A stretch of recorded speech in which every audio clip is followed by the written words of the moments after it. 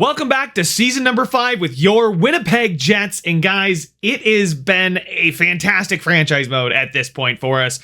We've had 2 deep runs in the playoffs in 4 seasons. One of those finishing in the conference finals, the other one finishing with us lifting the Stanley Cup. And each year in the regular season, we've had a fantastic season. Last year setting a record with 66 wins, was it? I forget how many we had, but we did set the NHL record for most wins and most points in a regular season. And I'm hoping we can one-up that because the team looks phenomenal. And I do appreciate you guys talking to me about the Cole Perfetti situation. It looks like he's back in business and he's ready to go. And he's back to an 89, right? The morale did reset. You guys mentioned that. So thank you so much for that. Because I could have pulled the trigger earlier and he would have had much lower value, not to mention, well, he's an 89 now. He's a fantastic second line center for us. And it does mean Anton Lundell is going to play third line left winger. I figured if there is a guy that I'm okay with getting rid of, it's Anton Lundell. He's got $5 million for this year and next year.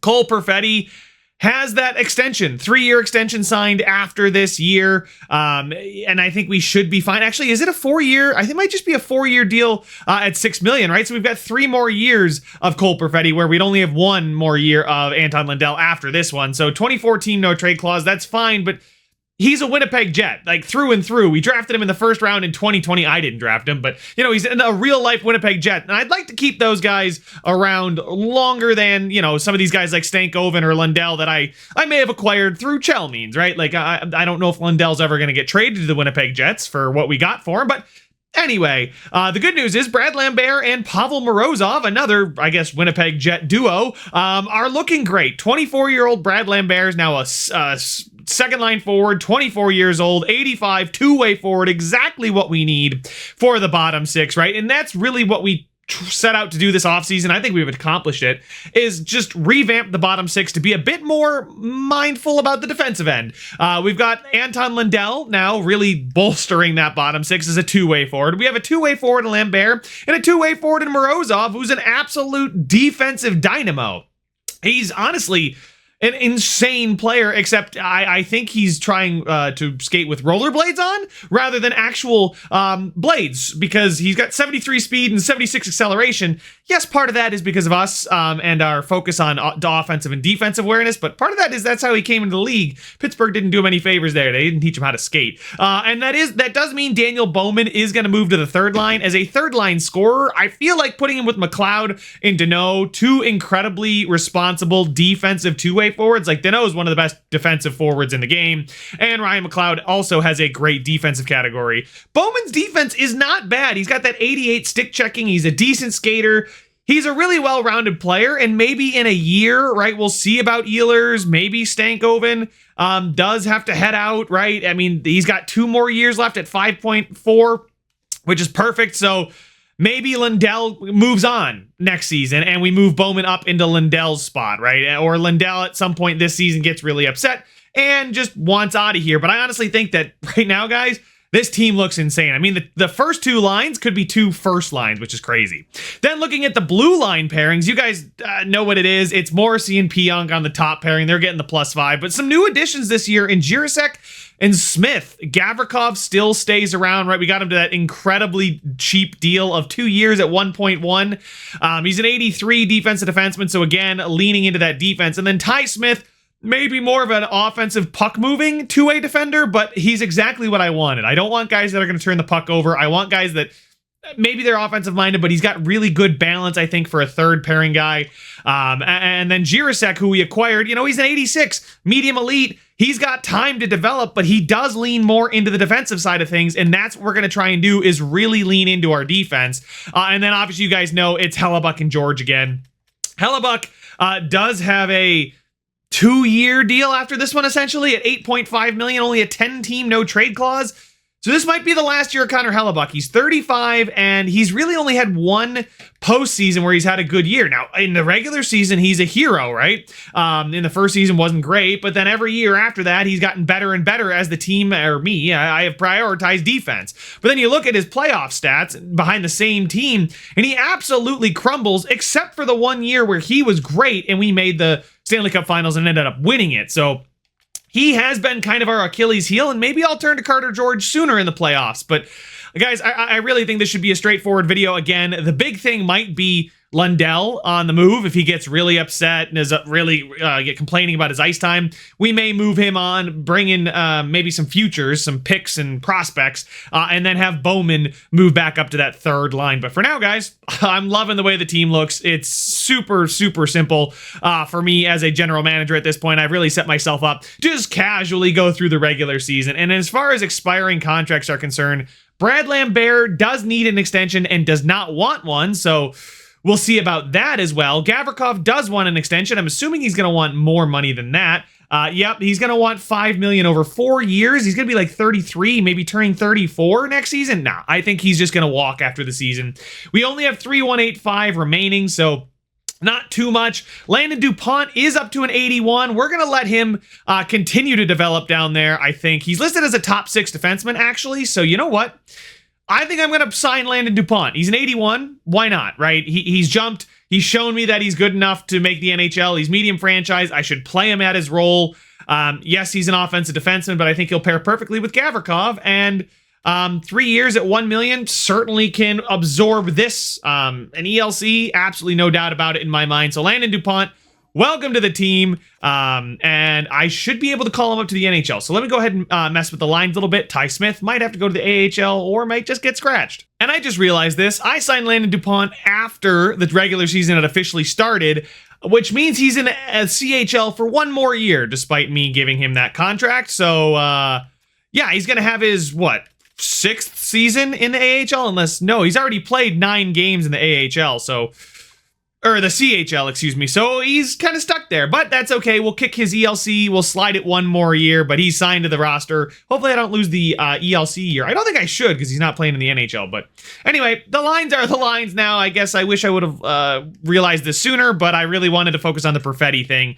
Landon DuPont was this afterthought, which I won't be saying for very long. And the good news is we're here at the start of the season and everybody has accepted a scheme fit change, some type of role. It may not be the perfect role, but Jirasek fits the middle now and Ty Smith fits the bottom pairing. And then on for the forward lines, Pavel Morozov fits the third line. Philippe Deneau fits the fourth line. McLeod and Bowman fit the third line. There's only so much I can do, right? They think he wants to be a third line checking forward. Really, it's so that McLeod and Morozov and Deneau, those guys end up fitting the penalty kill or the power play if they end up playing on it, which they won't. We have too much talent, but you guys know what I'm saying. Like say Bowman plays on the power play, right? He may not fit here, but when he is on the power play, just by getting him to fit the third line, he's immediately just going to accept the special teams fits as well. So there you can see he fits both the carry dump and power play strategy. So we're perfect there on the power play. Power play 1 obviously is going to be just ridiculously electric again. I can't wait. So let's get the season sim underway. Here we go again, guys. A tremendous start to the season. 21 games played, 16-5. So really it's like if you multiply by 4, we would probably be another mid-60 win team and 20 losses, something like that, 62-20 right now. No overtime losses or wins like we were doing last year, but still a tremendous season so far. 5.1 goals for per game and 2.29 against, a 36.9% on the power play with an 89.7% on the penalty kill. So the penalty kill has stepped up in a massive way. I know, it's been kind of one of those things that we've tried to work on, and team defense looks to be phenomenal. Kyle Connor with 35 points leads the way in 21 games. We've got Mark Scheifele with 31 and 21, and then Rylan Sugihara with 17 goals in 21 games. I believe I challenged him to get 50 goals to get the Schneip ability, and he seems well on pace to maybe touch 70, 80 goals this season. But 30 points plus 14. And the good news is, guys, the pluses are all over the roster this time. It does not seem like the first line is carrying the rest of the team on their back. Then we've got Ehlers, Perfetti, Stankoven, and Lundell. I mean, guys, point per game guy on the third line. Now, he's got 10 power play points. It seems like power play 2 has chipped away at some of power play 1's production, but I think I'm okay with that. I'd rather have the whole team playing well. And then Bowman on the fourth line with 15 points. He's got 5 points on the power play, but 10 points in 20 games. 40 points from a fourth line rookie would be phenomenal. Danault, McLeod, Morozov. Morozov's here for his two-way forward, but he's still got 8 points in 21 games. And Lambert, same thing. These guys are just killing it. Defensively, we've got Morrissey at a point per game, Pionk at 16, which is awesome. Anderson, Smith, Jirasek, Gavrikov, everybody doing well. Gavrikov was a little upset about his ice time. I see that, his morale, he's hating me, but the team performance is keeping him happy, and I think he likes his teammates. So Perfetti is his best friend, so maybe we don't want to trade Perfetti, because we have to move Gavrikov too. But Carter George, he is having a good start to the season. 84 now, 946 and a 146. He's got 2 shutouts. Hellebuck's got 2 shutouts. Hellebuck, 904 and 280. So I would like to keep him for the regular season, see how he does, but Carter George is nipping at his heels, guys, and I really don't think there's much to split the two of them. Carter George does need an extension, which I may want to go ahead and do now because it's only going to get more expensive. So let's see. What is he going to ask for as far as a contract extension is concerned? He does want a contract extension, so we'll see what he wants. Wow, okay. Can I give you 8 years at 4? Oh, my God. I will give him 3 years. He'd be an RFA, and I'll give him a one-way deal at $1 million. Are you kidding me? Okay, there we go. I think 1.1 million would probably get him to extend at that dollar figure. And then you can see it goes up exponentially after that. But I think 3 years at 1.1, that could be our starting goaltender of the future at 1.1 million. Like next season, we could shed 8.5 million off of Hellebuck, start George, and then we have 8.5 million to just play with. That would be incredible. We could extend Lambert probably, and maybe even Gavrikov for a season. I don't see any reason not to give him like 1.2. He's going to accept that like right away. 3 years at 1.2 million. I can spare the extra 100,000, and we still would have cap space remaining as far as extension dollars technically. So let's go ahead and offer him that contract, and he's not going to rush into his decision despite him absolutely loving the contract. I maybe could have encouraged him about the organization a bit better, but he'll probably sign that. So we'll go ahead and I'll just keep you guys around for probably a couple days. It'll take him probably 2 days. Probably by this Pittsburgh game, he will have accepted the offer. Is it going to take him how many nights? Ooh, a loss, but he is going to accept. So Hellebuck lost morale, and interesting. And it looks like the team does like the fact that I'm offering Carter George an extension. We love a happy team. So Neil Pionk, Rylan Sugihara, Isaac Phillips, a great locker room guy. We're going to keep going, though, guys. You guys know it's been a tremendous season. Pittsburgh, 6-12-3. Yikes. We're just over the midway point now, and things continue to go phenomenally. We are number 1 in goals for, number 1 in goals against, number 1 on the power play, number 2 on the penalty kill. Kyle Connor's got 65 points and 46 games played. Like, it's going tremendously well. At 30-12-4, we're third place in the Central. I just find that absolutely crazy that a team that as good as we are is third place in the Central. The Devils are 34-10-5. They're insane.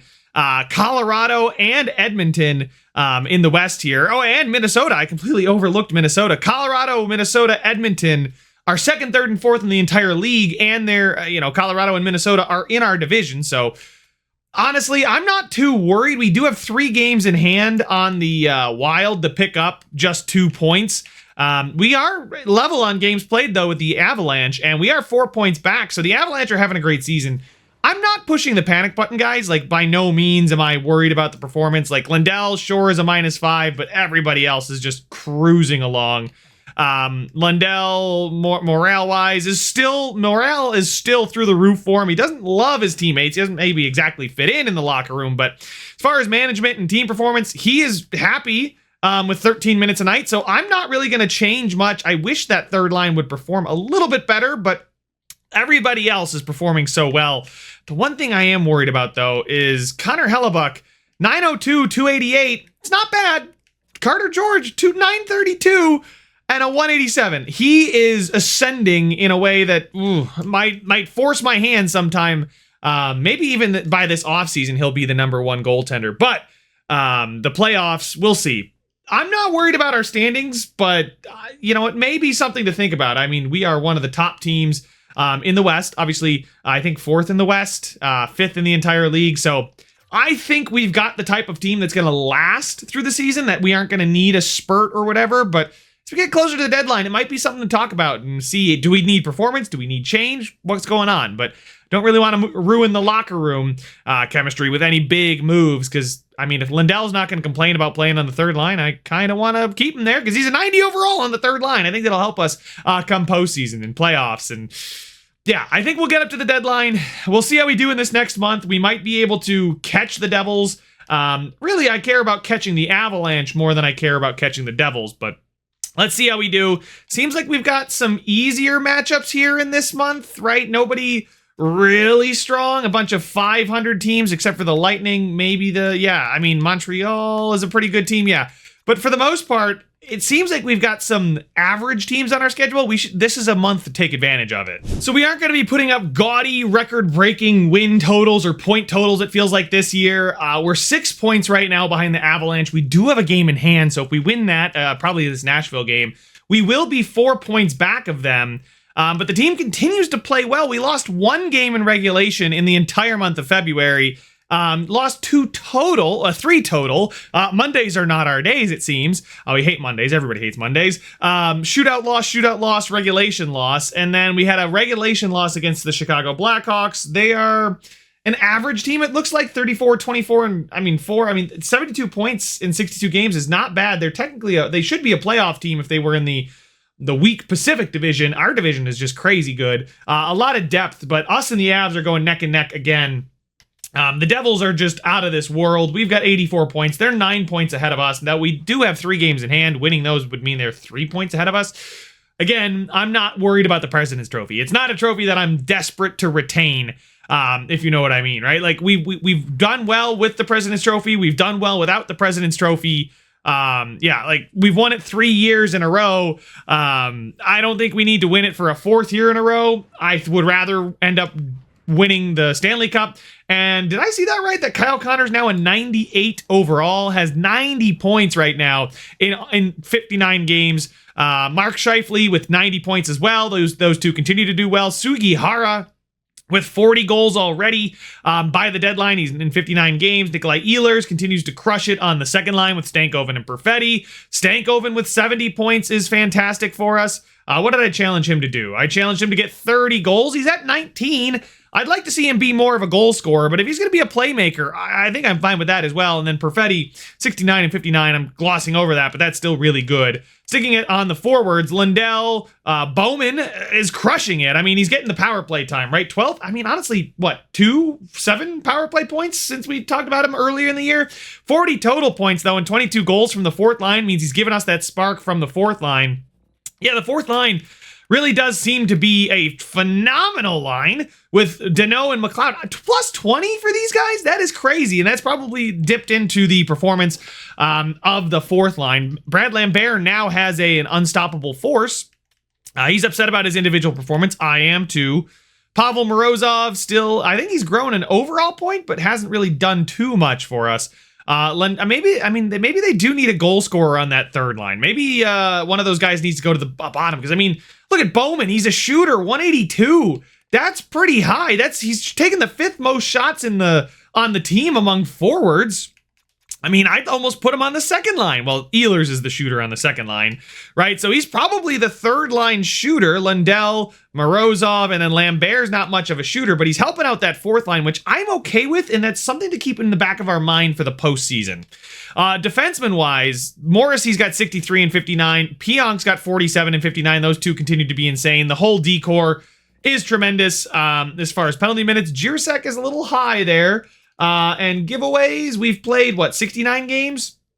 59 games? Ooh, 81. I'm sorry. Yeah, giveaways, a giveaway per game is not bad at all. Everybody else has done really well, and he's blocking a ton of shots. So Jirasek, I think, challenged 1 shot block per game. He needs 1 more block, and he hits it, and I wanted to see his shot blocking get up to an 89, maybe 88. Right, continue to grow that defensive side of things. I'm not looking at him as a guy for offense, but giveaway to takeaway ratio, I'm not worried too much about the takeaways. I'm more worried about limiting the giveaways, right? When you break the puck out, keep it on our guy's stick. Hellebuck continues to be average. Carter George no longer as phenomenally dominant. Still, 919, 223 is insane. I'll poke around at the deadline, guys, but again, first in goals for, second in goals against, so we have allowed a little bit more. And the penalty kill started to cool off a bit. Fifth on the penalty kill. Still first on the power play, though. I'll take that. Top 5 penalty kill, top 5 special teams with the best power play, as well as goals for and goals against. Yeah, everything's great. There's no need to push the panic button, despite, being in second place in the division and 6 points back. I'm not too worried about it. We'll get through the trade deadline and get to the end of the season. I think we'll be just fine. Just wanted to bring your guys' attention that the Calgary Flames decided that despite all of their cap struggles, Jason Zucker was worth $15 million. Let that one sink in. $15 million for Jason Zucker. Are you kidding me? I mean, he's got 41 points at 37. He's still doing well, but 15 million? Yikes. Credit to Zucker's agent. Good for you. And I don't really see anything for us, but I do have to highlight that the Dallas Stars just kind of went all in. They traded their first and Emiliano Dhaliwal for Marcus Pettersson, John Tavares, I believe Scott Mayfield, and Jordan Binnington. I mean, that is crazy. And the Rangers, Justice Annunen, yeah, that's fine. But we'll take a look at what Dallas just got. They just received Marcus Pettersson here, 84 at 32. That is Marcus Pettersson, right? Yeah, Marcus Pettersson. I figured. I'm surprised that he's still 32, but I guess we're only like, 5 years into the future, so maybe not. They also got John Tavares here, who's 84 still at 38. They got Scott Mayfield as well in 81, 36. Wow, they've kind of like completely revamped their decor then? Yeah, look at that. They've got Pettersson and now Mayfield. I mean, they have so many. The Islanders are dealing. They are wheeling and dealing, guys. They are selling. Wonder if their first round pick could be had. I mean, they're 26, 30, and 6. Now, they did just sell off, so the game is going to make them win the rest of their games despite being awful, so we'll see. But who's Emiliano Dhaliwal, and how did he fetch him that much? Oops, not that. I wanted to go to rookies, probably a rookie skaters is my guess.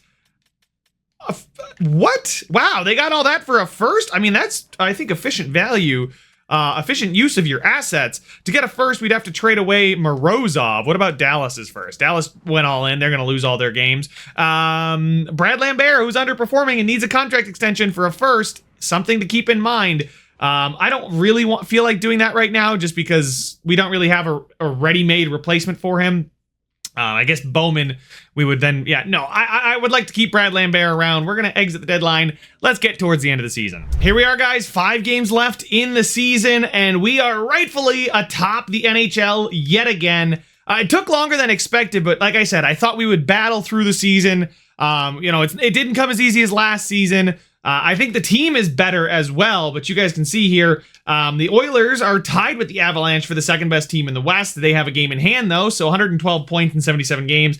We've got 116 right now in 77, so we can maybe touch 60 wins again if we do end up sweeping out the season. And the Devils are still doing great over there at 113 points with 52 wins. But, I mean, us and the Avs here, we've been able to take games into overtime despite losing them. And we recently split the series with them, both games in Colorado. We took the first one, dropped the second one, but 4 points clear of them at this point. And as far as the team performance, guys, it continues to be phenomenal. First in everything again, except for penalty kill, which we're second. So the team really looks good. McDavid's got 119. Scheifele's got 116. And what I would really like to do is, obviously close out the season as the number 1 seed, because I think the Stars or the Hockey Club are what we're going to end up facing off against. I think, nothing else is really going to change. Maybe the Blackhawks can usurp the Stars. Actually, we might be able to throw the game against the Blackhawks and beat the Stars if we really wanted to get tricky with it. But no, I think we're just going to go ahead, get up to, the end of the season here. Let's get to the Dallas game, see, how things shake out. Against Edmonton, we are going to win 5-4. Hellebuck's happy with his playing time, but his performance has not been great. And we have clinched first in the conference after an 11-1 win over the Blackhawks. Hopefully, that doesn't ruin the Blackhawks' morale, and they can put on some kind of crazy comeback, and we can beat the Stars. I mean, if we beat the Stars handily like we did the Blackhawks, I'll feel pretty confident about matching up with them in the first round. And against Dallas, come on, EA, let's go. 5-2. All right, that's a pretty solid win. And a 5-1 win against the San Jose Sharks. And the only thing standing between us and back-to-back 60-win seasons is the 33, 37, and 11 St. Louis Blues, who really are out of it and would be in their best interest to lose and hope that the Predators win. So, they would get a bottom draft pick. But there we go. I mean, guys, 124 points, maybe 126 if we can win this game. But I'd really like to hit 60 again and just be a really nice even number. And there we go. We do end up winning every game but one in the month of April. Really, I am a little bit concerned about eventually going up against the Avalanche, but the good news is they take on the Wild, who also we had 450 win teams in our division. There were 5 in the conference. Yeah, it's a tough division, and the Stars were a 47 win team. That would have been second best in the Pacific. So really, if we can get out of the Central, I feel good about it, although the Oilers probably have an easy path. They play Utah, and then they'll play the winner of Ducks Canucks. I mean, yeah, it's going to be somebody versus the Oilers in the Western Conference Finals. I mean, it's going to be Jets or Avalanche, if I had to guess, in the Western Conference Finals against the Oilers. It's been the same way for years. We played a couple new teams here and there. Dallas, the Wild, Chicago, St. Louis started our run, I believe, when we won the Stanley Cup. We vanquished St. Louis in the first round. Wow, big words. Hyping it up more than it is. But, I mean, a really, really phenomenal season for both Scheifele and Kyle Connor. Maybe they'll win a trophy. I'm not sure, but let's take a look at the overall team performance. You guys know I like to do this. We're number 1 in goals for, and number 1 in goals against. 90 more goals for than the next highest team. And as far as goals against, 10 fewer than the Devils. The Devils are a team, well, they're turning it back to the Brodeur era. 283, 270 for us, though. I mean, obviously, the Brodeur era, they allowed less, but power play 38.7%, 11%, 11.5% better than the next best team in the Canucks. The Oilers still have a great power play. Penalty kill wise, number 1 penalty kill, barely edging out the Dallas Stars by 0.1% and 0.2% above the Devils. So I don't really want to, oh man, we are facing the Stars. Our power play is our bread and butter. Theirs is not. So hopefully that's where the advantage is in the series. Shorthanded goals for, we did have 8, so that's good to see. And time shorthanded, do we have the fewest shorthanded opportunities again? We did. We're doing really well with that. Total power plays, do we have the most? We did. Look at that. I mean, we're being smart. No penalty minutes. We're building the team the right way. Put on a show on home ice at 32-6-3. That is crazy. On the road, we were a little bit more vulnerable. Actually, the Avalanche were road warriors, but we come in as the second hottest team in the league. Technically, the Devils should be above us because they got 19 points out of 20 coming in, and we got 18 out of 20. But either way, phenomenal season again. The team is performing like we expected, and it was a little bit more battle-tested during the regular season. Sugihara's not quite going to get to that 60-goal mark I challenged him for, but he is going to get gold schnipe now, which is really exciting to see that he's a 21-year-old, 93, high elite. Oh, yeah, he's going to be insane for us. Kyle Connor, Scheifele doing their thing again. 255 goal scorers on the top line. Scheifele continues to wheel and deal the puck around. Ehlers with 101 points on the second line. Perfetti with 99 on the second line. Stankoven with 94 on the second line. That is insane to have guys, and 100 points on your second line. Let's stick with just the forwards because we'll highlight Morrissey's incredible performance later. Lundell with 77 points and was only a -2. Bowman on the fourth line took 249 shots.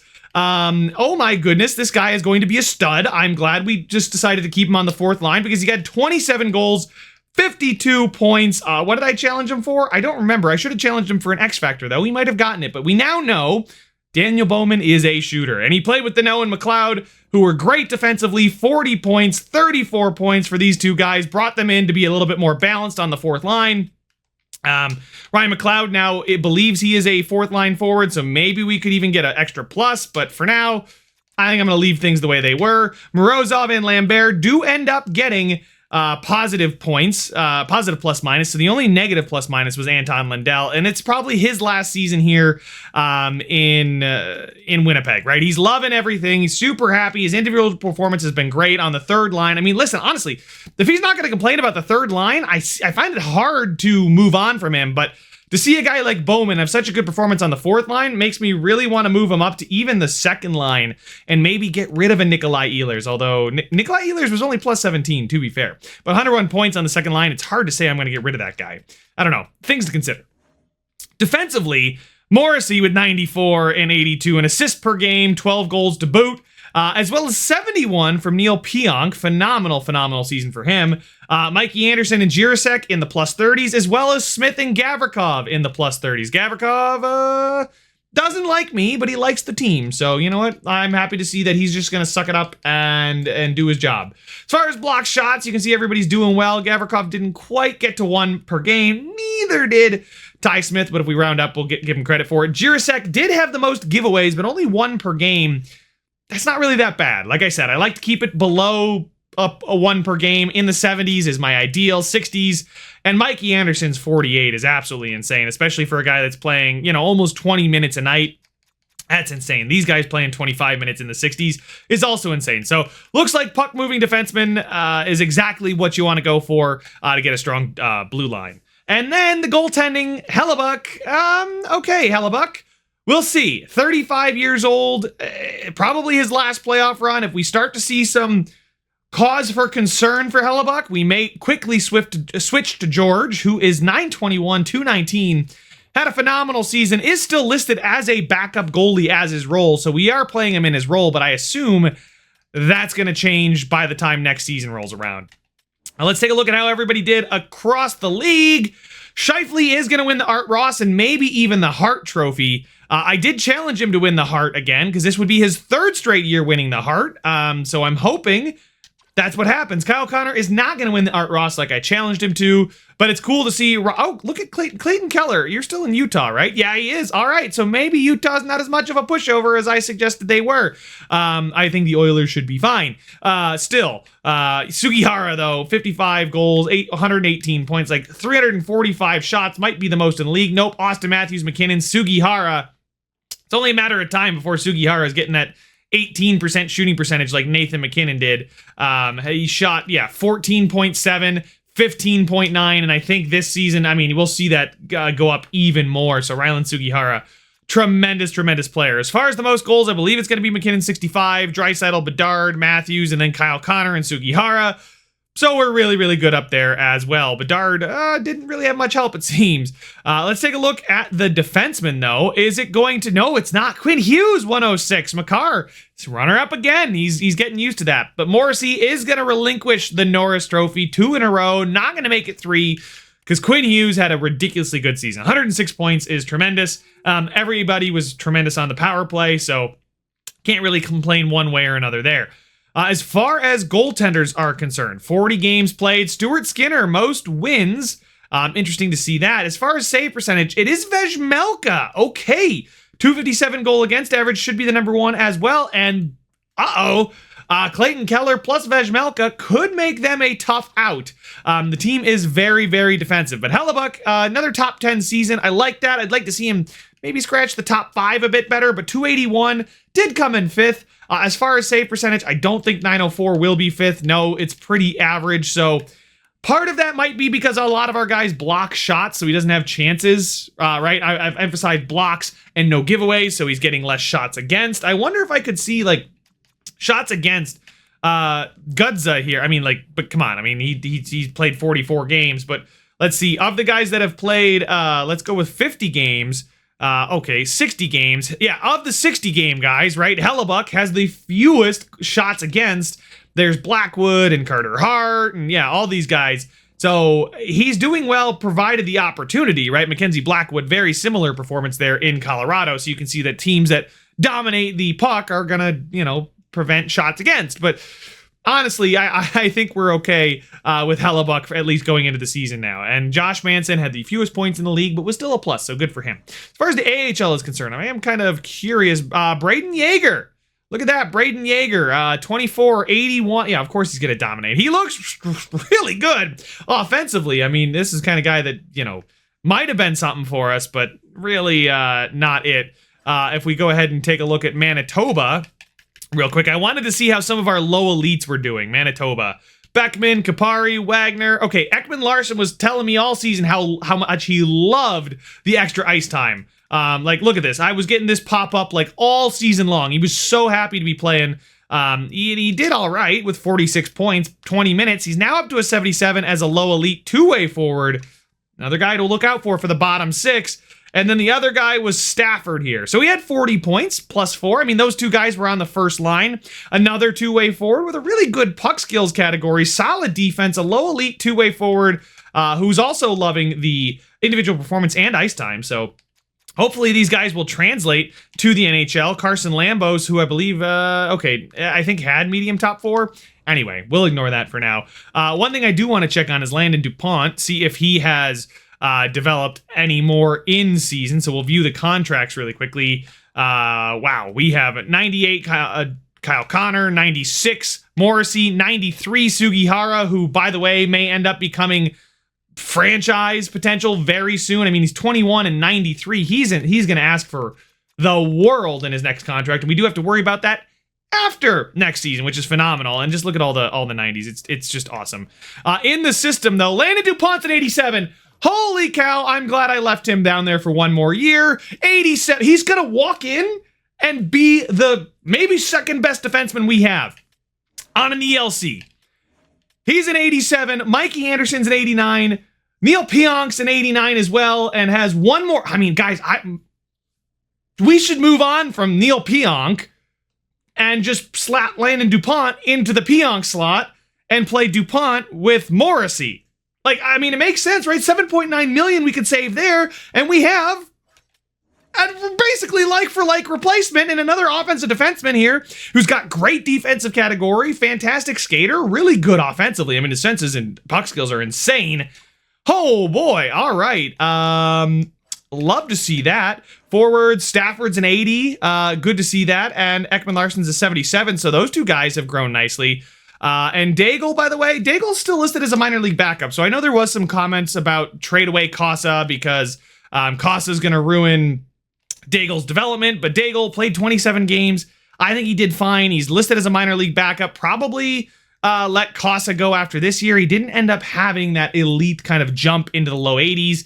And we'll see. But Daigle might be the backup next season. But whew, Landon DuPont has got 3 more years on his ELC, I believe. Yeah, it's gonna slide, I believe, because, you know, he didn't play in the NHL at all, but whoo, baby, oh my god, I'm excited for the prospects, and we are the #1 overall seed again and winner of the President's Trophy again. A 4th President's Trophy in a row is fantastic for us, guys, but it's gone so well. I'm looking forward to the postseason. Hopefully we make another good run. I think we're set up to do it. The team is deep. The talent is there. We ranked everywhere high in pretty much everything, like first across the league in every category that a team could rank in.